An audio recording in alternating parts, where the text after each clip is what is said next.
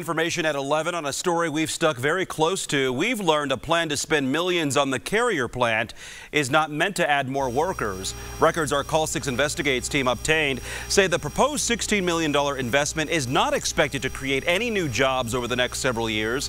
The state is offering Carrier $7 million in incentives over 10 years, including paying for the additional training of 900 workers.